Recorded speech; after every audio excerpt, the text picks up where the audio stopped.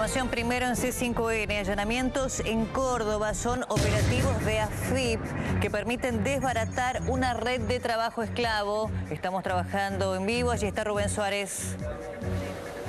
Es así, Débora, en este caso en el barrio Argüello, unos 15 kilómetros aproximadamente del centro, en Córdoba capital. Imágenes primero en C5N de este mega operativo de la AFIP. 500 inspectores en 10 provincias están realizando, tras esta orden judicial e investigación, en 10 provincias, un total de 80 allanamientos. Ya está confirmado que se desbarató una red internacional de trabajo esclavo. Se puede observar cómo está trabajando precisamente en uno de los allanamientos, principalmente en la provincia de Córdoba, con el trabajo de la Dirección General de Aduana, de la AFIP, que está trabajando en este lugar con sus inspectores. Vamos a mostrar también en instantes seguramente en qué condiciones se desbarató a esta red internacional de trabajo esclavo. Pero tenemos los primeros testimonios, los datos hablan de una investigación que comenzó en el 2009 aproximadamente, a través de los controles de la aduana, cuando se iba a juntar información de varios colombianos que llegaban al país entre 2009 y 2011 aproximadamente. Eso empezó a llamar la atención en los controles de aduana, que decían todos que iban a un mismo domicilio a ver al mismo primo, y luego comenzó esta investigación que tiene este resultado. La directora general de la aduana, Xiomara Ayerán, está trabajando en este lugar. Le agradecemos que interrumpa parte del trabajo que está realizando en este mega operativo. ¿Cuáles son los primeros resultados que se conocen a esta hora? Buenas tardes. Bueno, buenos días. Estamos iniciando este procedimiento, que es un mega procedimiento, como ustedes daban cuenta, en 10 provincias, más de 500 funcionarios de AFIP.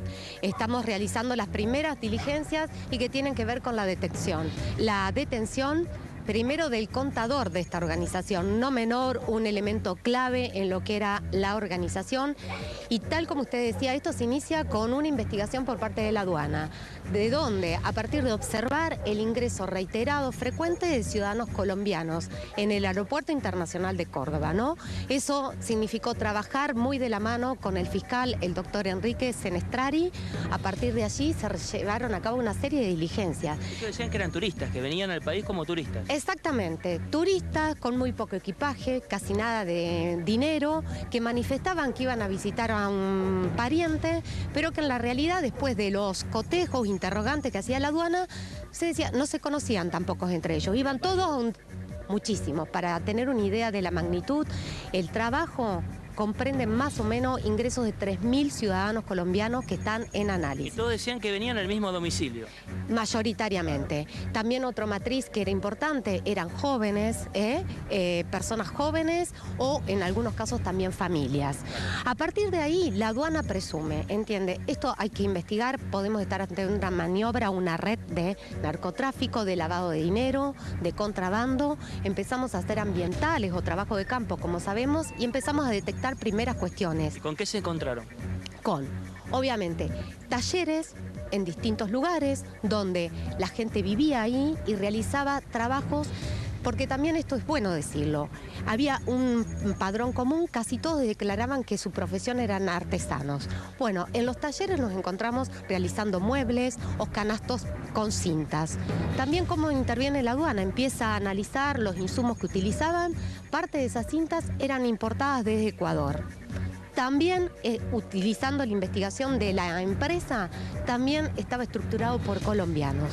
O sea, empezamos a atar distintos puntos que nos dan cuenta, primero, de la identidad de los ciudadanos que están en esto. ¿Hay detenidos? Sí, hay 2 detenidos, como dije, primero el contador, otra persona dentro de los responsables de estos talleres están en... Los cabecillas de esta red internacional de trabajo esclavo están detenidos. Están empezando a ser detenidos. Tenemos 17 órdenes para ejecutar en lo que resta del día y, como decíamos, más de 80 órdenes de allanamiento. Será una de las hipótesis de la investigación, pero en muchos de estos casos uno suele escuchar que las primeras bandas narcos, cuando llegan al país, por ejemplo en este caso si son procedentes de Colombia, no es que llegan directamente con el delito que luego van a cometer, sino que por ejemplo, arman diferentes redes. En este caso, ¿podría ser también con algunas de las...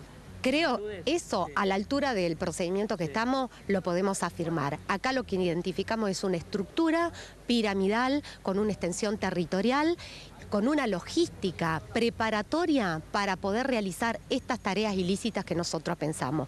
Narcotráfico, lavado de divisas, contrabando. Sin lugar a duda, la logística y la articulación y la mano de obra a través del trabajo esclavo les posibilitan esta proyección.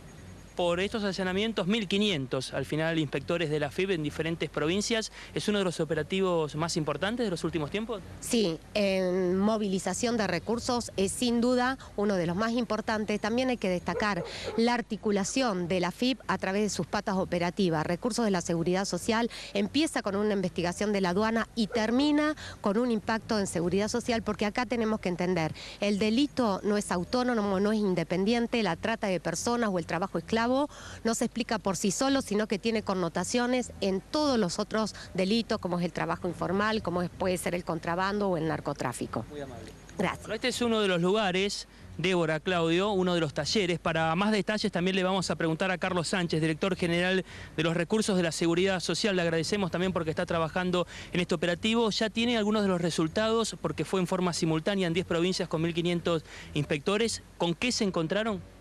Hasta ahora tenemos 2 detenidos, seguimos en el proceso de búsqueda de las 17 personas que tienen orden de captura.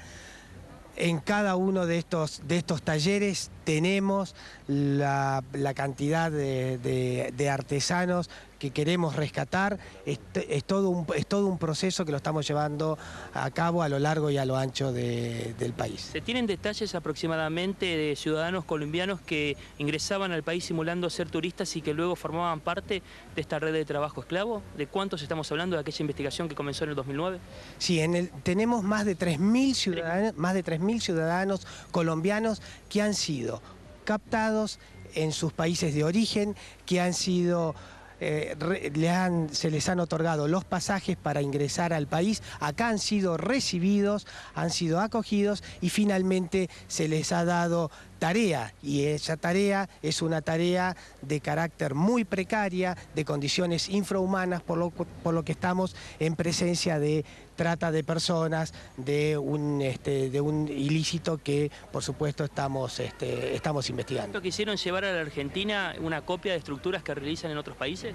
Nosotros entendemos que sí, la estructuración de una organización celular que tiene una estructura de red y de carácter piramidal, evidentemente habla de una organización del desarrollo de una plataforma para poder cometer otro tipo de ilícitos aparte del de trata de personas. Estos ciudadanos colombianos, alrededor de 3.000 como usted manifiesta, que ingresaron al país, que no eran turistas, que daban un mismo domicilio, que todos decían que eran primos de una persona, la gran mayoría, por ejemplo, trascendió eso, a través de fuentes judiciales, eran reservistas del ejército colombiano. ¿Esto significa algo?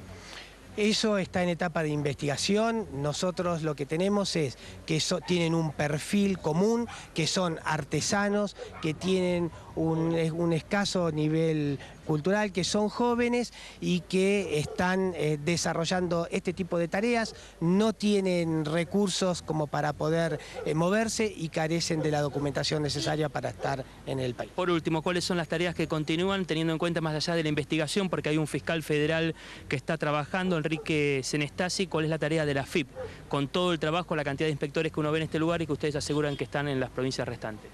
Nosotros estamos haciendo el control del trabajo de cada una de estas personas, verificando que el trabajo sea en condiciones, si son o no en condiciones legales, y por supuesto le estamos aportando todo esto al fiscal para que continúe con las investigaciones y ordene los procedimientos necesarios. Muy amable.